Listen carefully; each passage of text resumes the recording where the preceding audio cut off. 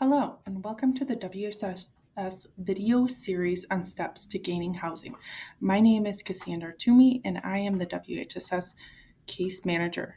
Today, we are going to discuss what happens when you receive a denial and what to do next. Let's get into it. When you apply for housing and you keep getting denied, it can feel disheartening. However, it's not the end of the line. Each time you get denied, make sure you understand why to keep it from happening at the next one. Ask the landlord why you were denied. It could be because of credit, justice involvement, or prior rental history.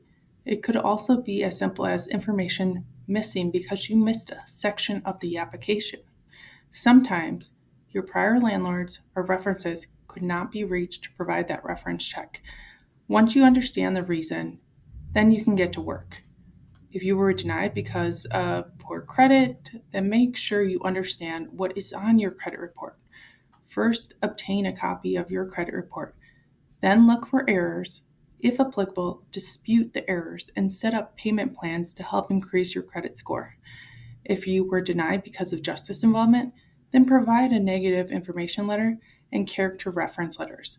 If your prior rental history was the reason for the denial, then contact your prior landlords. Let them know that they will be contacted and have their contact information up to date on the application. Rather than applying for as many rentals as you can and wasting money on application fees, be prepared. Understand what the qualifications are for each property. Ask yourself, do I make the 2.5 to 3 times for the income requirement? If you don't, then find ways to increase your income or apply for properties that better meet your budget needs. If you receive a denial for subsidized housing, then it's a little different process. First off, review the denial letter. This provides information on why you might have been denied and the appeal process. Then request an informal review in writing to reevaluate the decision. This must be done either in person or by first-class mail, and no later than 10 business days from when you were notified of the denial.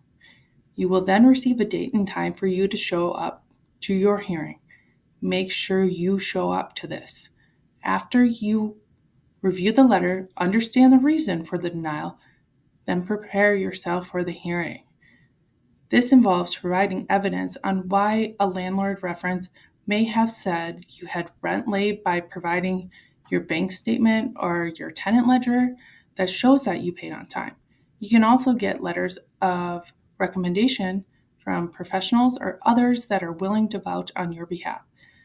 Show certificates of completions for certain classes you may have taken for justice involvement or improving your credit, or even medical records of when you experience hardship. If they reverse their decision on the new evidence that you provide, then you will be approved. If they uphold their decision of the denial, then you have to wait 6 months to reapply. Remember, this is your time to shine and advocate for your right to have housing. Thanks for watching. We will see you at the next video.